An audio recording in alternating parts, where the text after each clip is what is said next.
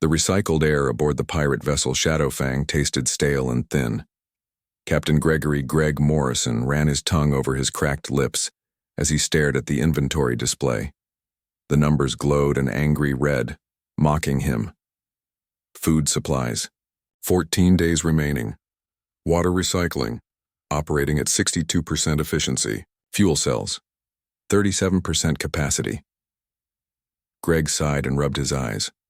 3 failed raids in a row had left them in this mess. The shipping lanes they typically hunted were better protected now, with automated defense systems that had cost him 2 good crew members last month. Captain? Greg looked up to see his navigator, Denise Carter, standing in the doorway of his quarters. Her dark hair was pulled back in a practical ponytail, and the shadows under her eyes matched his own. "Come in, Denise," he said, gesturing to the chair across from his small desk. She sat down and pushed a data tablet toward him. "I've been running scenarios. If we cut life support to the cargo bay and reduce temperature ship-wide by another 3 degrees, we might stretch our supplies to 20 days. And then what? Hope we stumble across an unguarded transport?" Greg shook his head. "The crew is already on half rations." Denise hesitated, then tapped her tablet to bring up a different screen. "There's another option. A human supply convoy is passing through the Kaltos sector in 36 hours. The silence that followed was so complete that Greg could hear the soft hum of the air recyclers. He stared at her, waiting for her to smile, to tell him it was a joke. But her expression remained serious. "Have you lost your mind?" His voice was barely a whisper. "We need supplies, Captain. We're not going to find an easier target and..." "Easier?" Greg stood up so quickly that his chair crashed against the wall behind him. "There's nothing easy about a human supply line. Nothing." The commotion drew attention. Keith Summers, Greg's first mate, appeared in the doorway, his tall frame filling the space. "Everything okay, Captain?" Denise turned in her chair. "I suggested we hit the human convoy coming through Kaltos." Keith's reaction was immediate. His coffee mug slipped from his fingers and shattered on the metal floor, dark liquid spattering his boots. "You can't be serious." "We need to eat," Denise said firmly. "And the humans can't possibly be as dangerous as everyone says." Keith stepped into the room, ignoring the broken mug. "My cousin served on the Night Whisperer. They took a single container from a human medical transport. Just one." He swallowed hard. 2 days later, his ship was found drifting. The life support was working fine. The engines were intact. But the crew? He shook his head, unable to continue. "They were all dead?" Denise asked. "Worse, they were gone. 53 crew members vanished without a trace. The ship's logs had been wiped. The only thing left was a message repeating on all channels. 'The price has been paid.'" Greg sat back down, his anger replaced by the familiar cold weight of fear that always came with mentions of human retaliation. "It's not just your cousin's ship. Everyone knows what happens to those who interfere with human supply lines." "But those are just stories," Denise insisted. "Rumors spread by the humans to protect their cargo. I've never met anyone who's actually seen proof." "That's because there are no survivors to provide proof," a new voice said. They all turned to see Dr. Olivia Grant standing in the doorway. The ship's doctor rarely left the medical bay, and her presence in the captain's quarters underlined the seriousness of the conversation. "I treated a patient once before joining this crew," Olivia said quietly.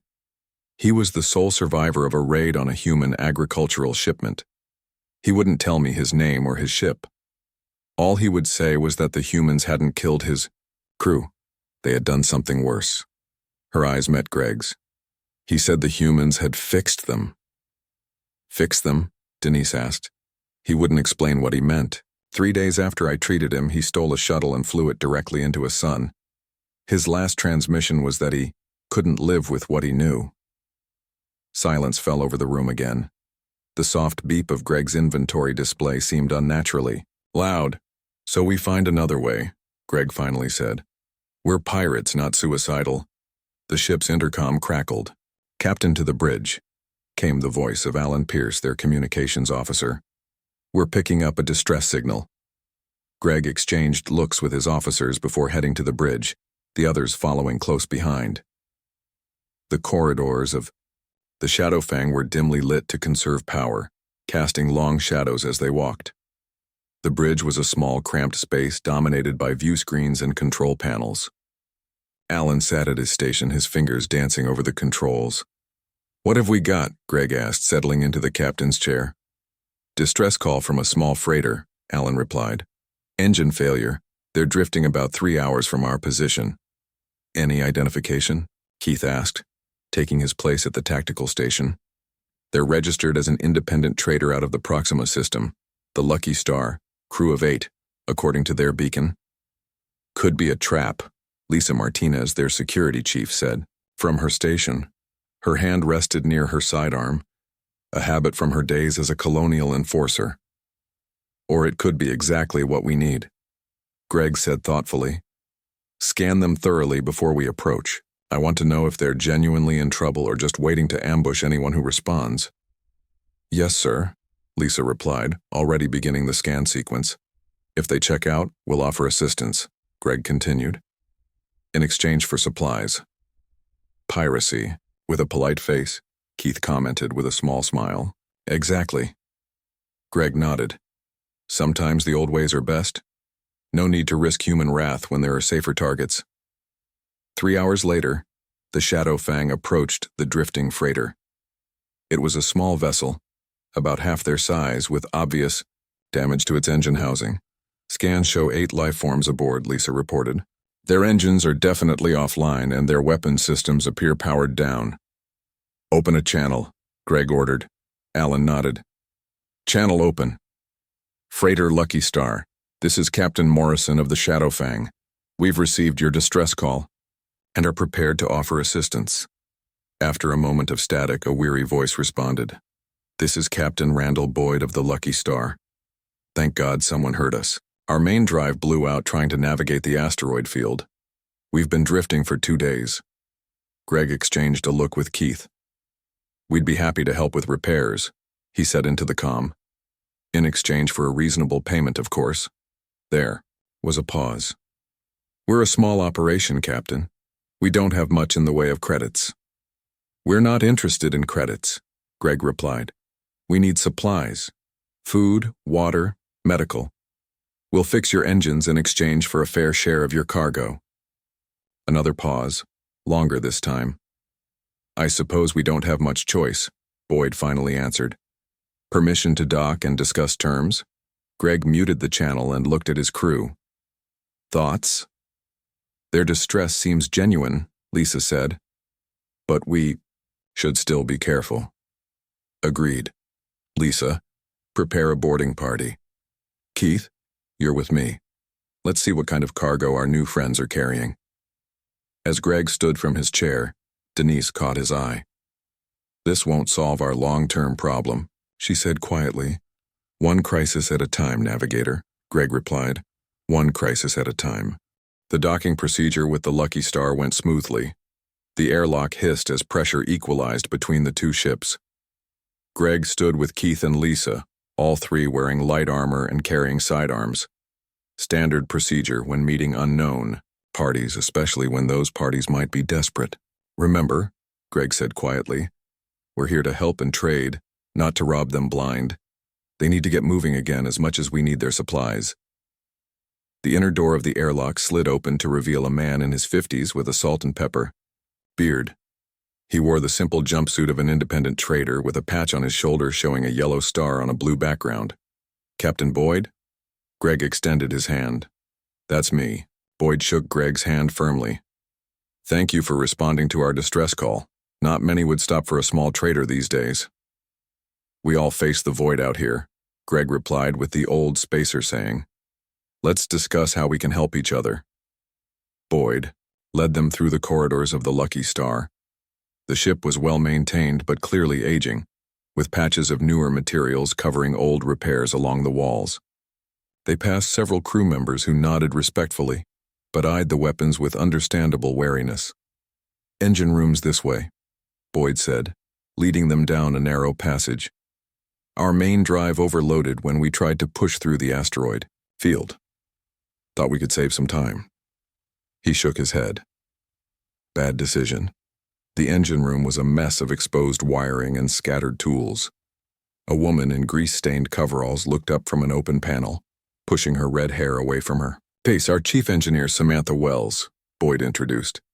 "Sam, these are the folks from the Shadowfang." "Thank God," Samantha said, wiping her hands on a rag.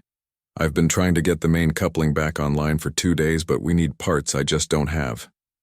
Keith stepped forward, his eyes scanning the damaged systems. Before becoming Greg's first mate, he had been an engineer on a mining vessel.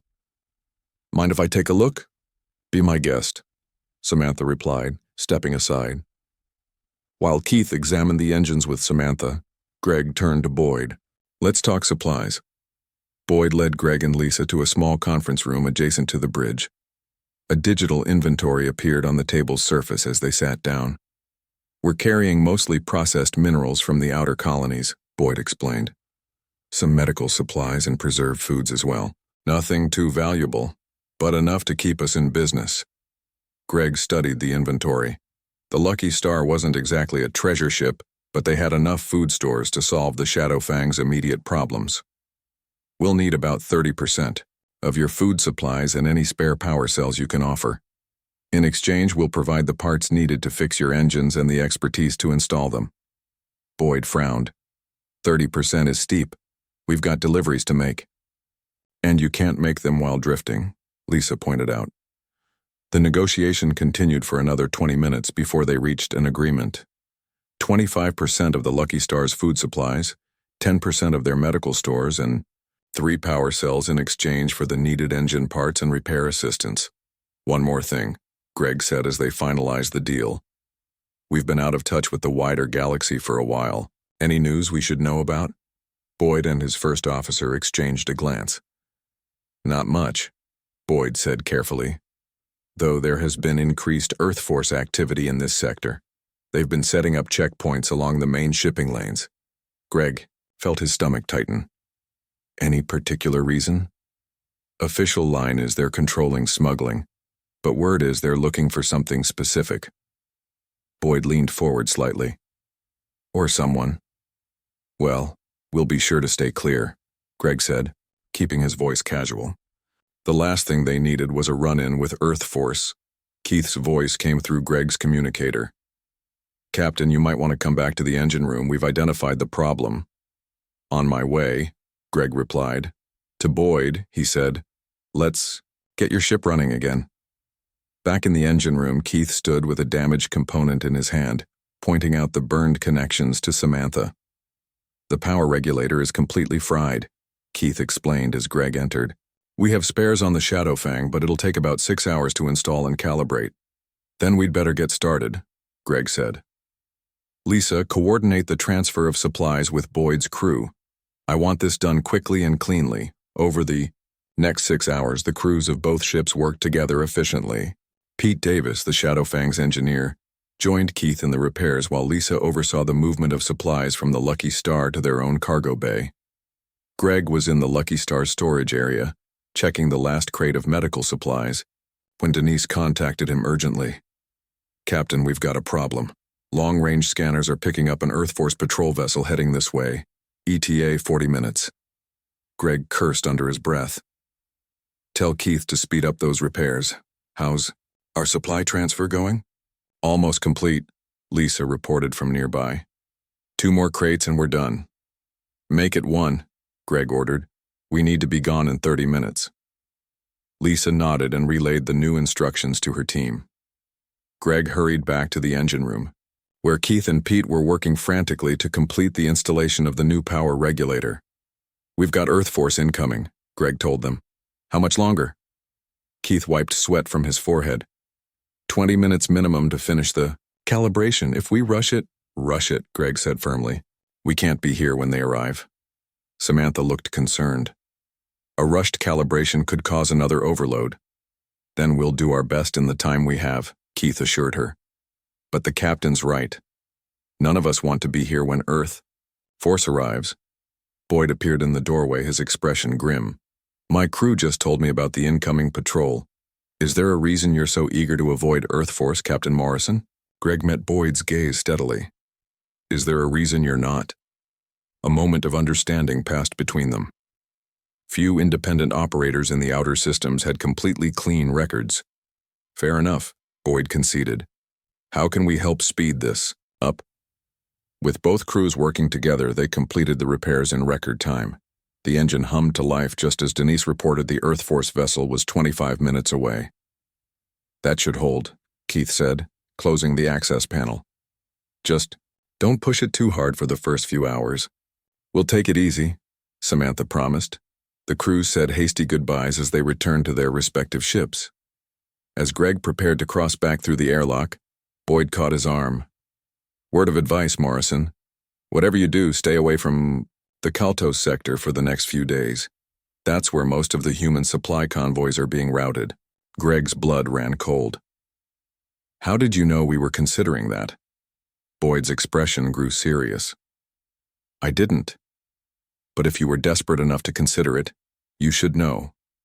The stories about what happens to those who interfere with human shipments, they're not exaggerated, they're understated. Before Greg could ask more, the proximity alarm sounded on both ships. The Earth Force patrol was now just 20 minutes away. Go, Boyd said. And remember what I said? Greg nodded and hurried back to the Shadowfang. As the airlock sealed behind him, he couldn't shake the feeling that Boyd knew more than he was letting on about human supply lines. But with Earth Force closing in, those questions would have to wait. All hands, prepare for immediate departure, Greg announced over the shipwide comm as he rushed toward the bridge. We've got company coming and we don't want to be here when they arrive. The Shadowfang slipped away just in time, its engines running silent as the Earth Force patrol vessel approached the Lucky Star. From the bridge view screen, Greg watched as the patrol ship, sleek, white, and at least 3 times the size of his vessel, extended a docking arm to the trader. Are they in trouble? Denise asked, standing beside Greg's chair. Boyd seemed to know they were coming, Greg replied. I think he'll be fine. Keith entered the bridge, wiping engine grease from his hands with a rag. We're running at 70% capacity now. Those new power cells helped, but we're still not at full strength. It'll do, Greg said. At least we have supplies now. Alan swiveled in his chair, removing his communications headset. Captain, I've been monitoring Earth Force communications. They're setting up checkpoints throughout this entire sector, focusing on the routes leading to the Kaltos system. Greg frowned. Boyd mentioned that. Did you get any information on why? They're being careful with their transmissions, Alan replied. But I did pick up something about securing the corridor and Operation Safe Passage. Sounds like they're establishing a protected route, Lisa suggested. Maybe for those supply convoys Denise mentioned. Greg nodded slowly. Plot a course away from any known Earth Force positions. We need to lie low for a while, let them complete whatever operation they're running. Where to, Captain? Denise asked, ready at the navigation console. Greg thought for a moment. The asteroid belt in the Thorn system. We can hide among the rocks, make any remaining repairs, and wait for things to calm down. The journey to the Thorn system took 16 hours, during which the crew took inventory of their newly acquired supplies. The food would last them another month if they remained on half rations, and the medical supplies had replenished their depleted stores. It wasn't a permanent solution, but it bought them time. The asteroid belt surrounding the Thorn system was dense and largely unmapped, perfect for hiding a ship. Denise skillfully guided the Shadowfang deep into the belt, finding a stable position in the shadow of a particularly large asteroid. We should be safe here, she said, powering down the main engines. The asteroid's mineral composition will help mask our signature from long-range scans. Greg nodded approvingly. Good work. Keith, how long will the repairs take? With Pete's help, we can have everything at optimal levels in about 3 days. The Lucky Star actually had some decent spare parts. 3 days it is then. Greg stood from his chair. I want a full crew meeting in the mess hall in 1 hour. We need to discuss our next move. An hour later, the entire crew of 23 had gathered in the mess hall. For the first time in weeks, there was actual food on the tables. Not much, but enough that people weren't eyeing each other's portions with envy. Greg stood at the head of the room, waiting for everyone to settle. Thanks to our encounter with the Lucky Star, we've bought ourselves some time. But we need a long-term solution. Our usual hunting grounds are becoming too dangerous, and with increased Earth Force presence, we need to adapt. We could head to the Verge, suggested Olivia. Less patrols out there. Also less targets, Lisa pointed out. And the ones that do pass through are usually heavily armed colony ships. What about the Proxima trade routes? Pete asked. They're farther out, but the smaller corporations don't have as much security. Greg nodded. That's one option, but there's something else we need to discuss. He looked directly at Denise. The human supply convoys. A tense silence fell over the room. Crew members glanced nervously at each other. I'm not suggesting we raid them, Greg clarified quickly. But there's something happening with these convoys that has Earth Force mobilizing on a scale I haven't seen before. And Captain Boyd's warning about the Kaltos sector has me thinking. Thinking? What? Keith asked cautiously. That there might be an opportunity here, Greg replied. Not to steal from the humans, but to understand what's so important about these shipments that they're creating this much activity. Information can be as valuable as cargo, Alan agreed. If we knew what they were protecting so fiercely, we might be able to use that knowledge. How would we get this information without engaging with the convoys? Lisa asked, always the practical one. We need to get closer to the Kaltos sector, Greg said. Not to enter it, but to observe from a safe distance. Alan can monitor communications, and we can try to piece together what's happening. Murmurs of concern spread through the crew. One of the younger members, a mechanic named Roy Jackson, spoke up. Captain, with all due respect, even getting close to human supply lines seems risky.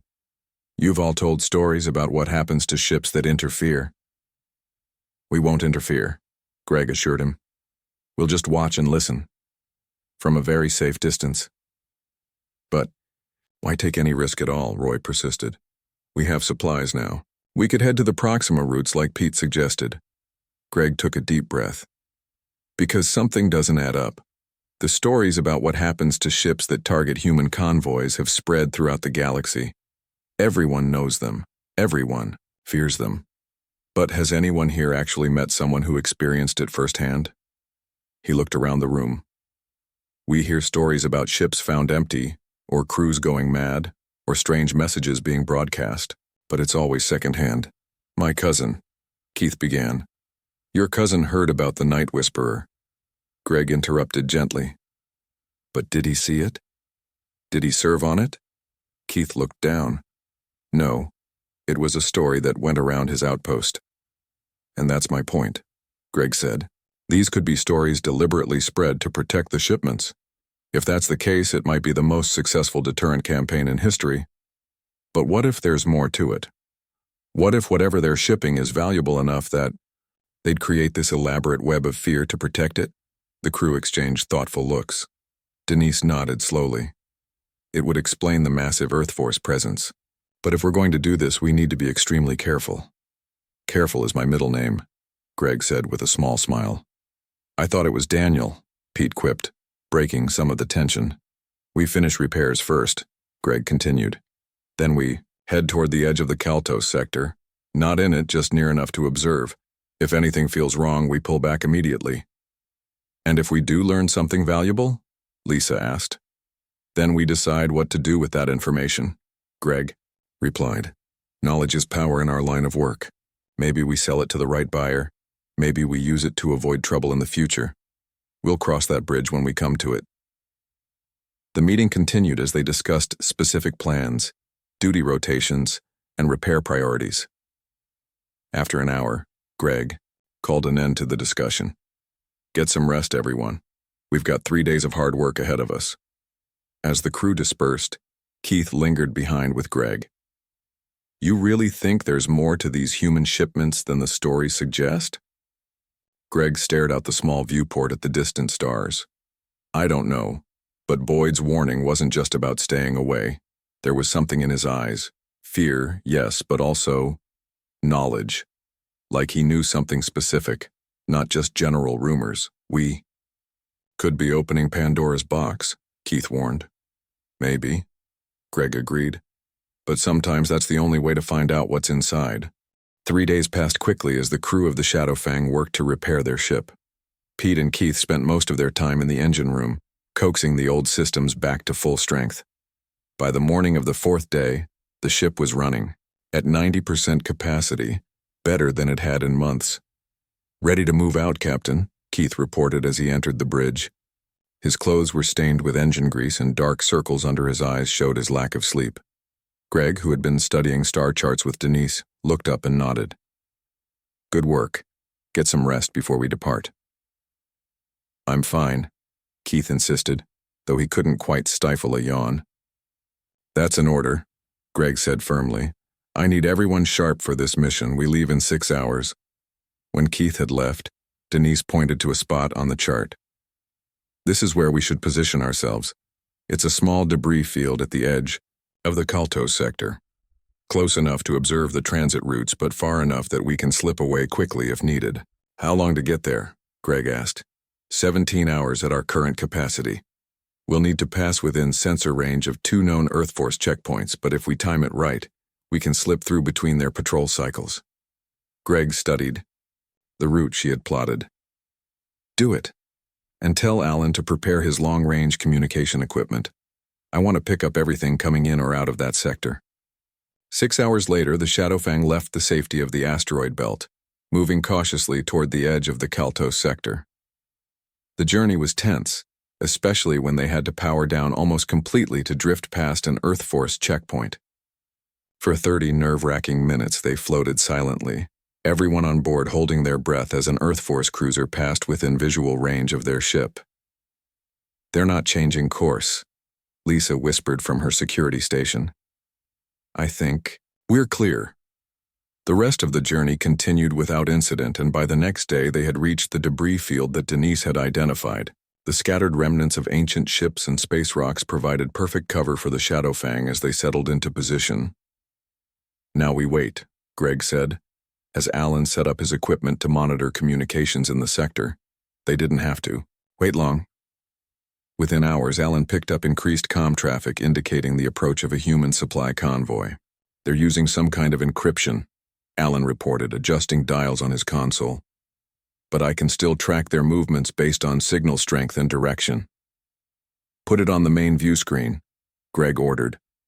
A tactical display appeared, showing a formation of ships moving through the Kaltos sector. The convoy consisted of 5 large transport vessels surrounded by smaller escort ships. They moved with precision, maintaining perfect formation as they traversed the sector. "That's a lot of firepower for cargo ships," Lisa observed, noting the weapon signatures of the escort vessels. "Can we get any visual?" Greg asked. Denise adjusted their long-range scanners. "If we boost power to the forward sensors, we might get a glimpse, but it would increase our risk of detection." Greg considered for a moment. "Do it, but only for 30 seconds. Then power back down." The main view screen flickered as the enhanced sensors activated. For a brief moment, they could see the convoy. Massive white ships with blue Earth insignia, their hulls gleaming even at this distance. The escort vessels were sleek and heavily armed, clearly military grade. "Power down," Greg ordered after exactly 30 seconds. "Wait," Lisa said suddenly, pointing to something at the edge of the screen. "What's that?" Just before the sensors powered down, they all saw it.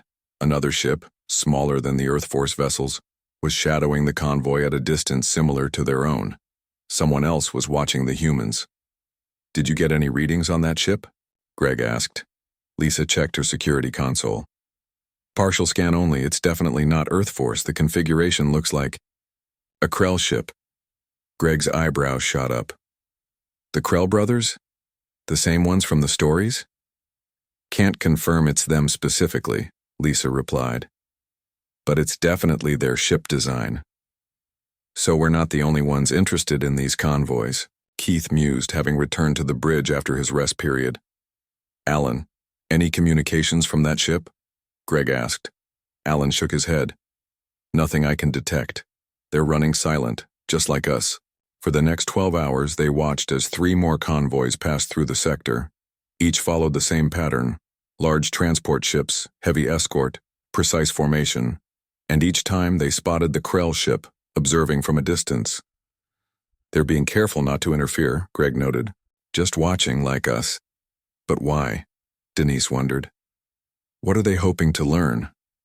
Maybe the same thing we are, Greg replied. On the second day of their observation, something changed. The Krell ship suddenly powered up its engines and began moving closer to the latest convoy. What are they doing?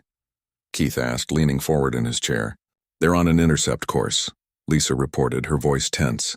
They're going to engage the convoy. Are they insane? Denise whispered. They watched in stunned silence as the Krell ship approached the outer perimeter of the convoy's defensive formation.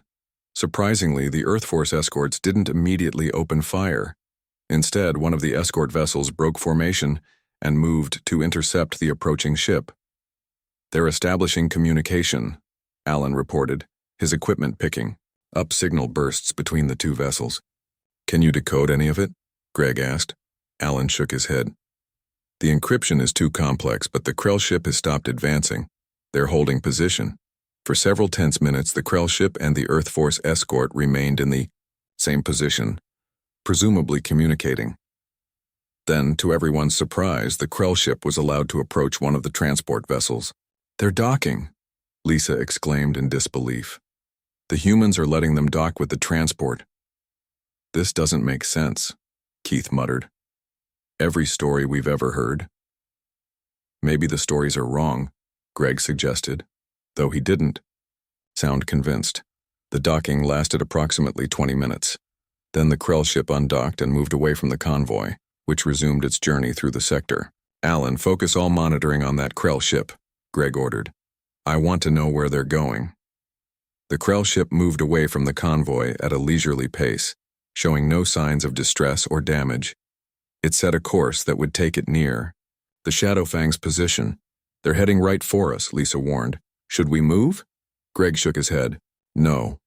Power down everything except minimal life support and passive sensors. If we're lucky, they'll pass by without noticing us. The crew complied, and the Shadowfang went dark, drifting silently among the debris as the Krell ship approached. On the dimmed view screen, they could see it more clearly now. An older model vessel with distinctive hull modifications typical of the Krell brothers' operation. It moved steadily through the debris field, coming within just a few kilometers of their position. They're scanning the area, Lisa reported in a hushed voice. Hold position, Greg ordered quietly. The Krell ship continued its scan for several minutes, then suddenly changed course, heading directly toward the Shadowfang. They've spotted us, Keith said, reaching for the engine controls. Wait, Greg held up his hand. Look. On the view screen they could see the Krell ship had stopped its approach. A message began blinking on their emergency communication channel. They're hailing us on the lowest power frequency, Alan reported. Text only. What does it say? Greg asked. Alan read the message aloud. We know you're there. We need to talk. About the humans. Greg stared at the message on the screen. The bridge crew looked to him, waiting for his decision. It could be a trap, Lisa warned. Or it could be the answers we came here for, Greg replied. After a moment's thought, he nodded to Alan. Respond. Tell them we're willing to talk, but on neutral ground. Suggest meeting in the center of the debris field. Alan typed the message and sent it. The response came almost immediately. Agreed. 1 ship, 2 crew members each. No weapons. 1 hour. Greg turned to Keith. You're with me. Lisa, keep the ship ready to leave quickly if anything goes wrong. Captain, Denise protested. This is too risky. We don't know these people. We know they just had direct contact with a human convoy and lived to tell about it, Greg pointed out. That makes them the only people we've ever encountered who have done so. I need to know why. An hour later, Greg and Keith approached the meeting point in one of the Shadowfang's small shuttles. They had complied with the no weapons rule, though Keith had insisted on hiding a small knife in his boot, just in case. A similarly sized shuttle from the Krell ship arrived at almost the same time. It positioned itself about 20 meters from their shuttle, close enough for visual contact through the viewports. The communication system crackled to life. Captain Morrison, This is Victor Krell. My brother Ben is with me. May we come aboard? Your shuttle? It would make conversation easier. Greg exchanged a look with Keith, who gave a reluctant nod. Granted, Greg replied. We'll open the airlock. The Krell brothers docked their shuttle with practiced ease. When the airlock door slid open, two men entered. One tall and thin with gray-streaked black hair, the other shorter and more solidly built. Despite their different appearances, they had the same sharp, calculating eyes. Captain Morrison, the taller one said, extending his hand. I'm Victor Krell. This is my brother Ben. Greg shook hands with both men, noting their firm grips. This is my first mate, Keith Summers. I understand you wanted to talk about the humans. Victor nodded, taking a seat in one of the shuttle's passenger chairs. Yes. We noticed you observing the convoys just as we have been. You're clearly smart enough not to interfere directly, which means you've heard the stories. Everyone has, Keith said. Ships disappearing, crews found dead or missing, strange messages. Ben Krell gave a short laugh. Yes, those stories. Very effective, aren't they? Tell me, Captain Morrison, have you ever wondered why no one seems to have first-hand accounts of these incidents? Only stories passed from one crew to another? We've been discussing that very question, Greg admitted. It seemed too perfect, a deterrent that everyone believes but no one can verify. Victor smiled. Exactly. The humans created the most effective security system in the galaxy. Fear. Pure, unchallenged fear, spread through rumors and carefully staged incidents. Are you saying none of it is true? Keith asked, leaning forward. Oh, ships have disappeared, Ben said, waving his hand dismissively. But not because of some mysterious human vengeance. The humans simply caught them, arrested the crews, and quietly impounded the vessels. Greg frowned. But the stories were started by the humans themselves, Victor finished. With a little help from people like us. You've been helping them spread these rumors? Greg asked, surprised. Victor and Ben exchanged glances. We had a misunderstanding with a human convoy about 7 years ago, Victor explained. We tried to take a small transport ship carrying medical supplies. They caught us, but instead of prison, they offered us a deal. What kind of deal? Keith asked. We become their business partners, Ben said with a grin. We help spread and maintain the stories about the terrible fates awaiting anyone who interferes with their shipments. And in exchange, we get exclusive distribution rights in certain sectors. Greg was stunned. So today, when you docked with their transport, regular business meeting, Victor confirmed. We were picking up our latest shipment and discussing adjustments to our territory. But why would they need pirates as distributors? Keith asked. Earth has the largest merchant fleet in the galaxy, because, Ben leaned in, lowering his voice as if sharing a great secret, they don't want anyone to know what they're really shipping. Greg felt a chill run down his spine. What are they shipping? Victor smiled. Officially, medical supplies, food, industrial equipment. But hidden among those shipments are other things. Advanced technology that's supposed to be restricted. Prototype weapons. Cultural artifacts from pre-space Earth that are allegedly being returned to museums but actually going to private collectors. They're smuggling? Greg asked incredulously. Earth Force is protecting smugglers. Not Earth Force officially, Ben clarified. Just certain commanders who are paid very well to look the other way and help maintain the fiction that human supply lines are untouchable. Keith shook his head in disbelief. So all this time, while we've been struggling to survive, the humans have been running the biggest smuggling operation in the galaxy, Victor finished, hidden in plain sight, protected by fear and rumors. And why are you telling us this? Greg asked, suspicious of their motives. Victor leaned back in his chair.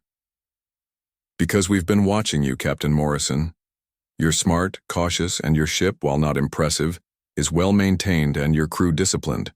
We're expanding our operation and need reliable partners in other sectors. You want us to work for the humans? Keith asked. With them, Ben corrected. The profits are substantial, and the risk is minimal once you're inside their protection. Greg studied the Krell brothers carefully. And if we refuse? Victor shrugged. Then you go on your way with this interesting information and we part as friends. We merely offer an opportunity. How would this work? Greg asked, not committing, but showing interest. You would be assigned a territory. Not prime space lanes, of course, those are ours, but decent secondary routes. You receive shipments from the human convoys and distribute them to buyers we connect you with. You get 20% of the profits, which I assure you is far more than you're making now. Greg looked at Keith, who seemed both intrigued and concerned.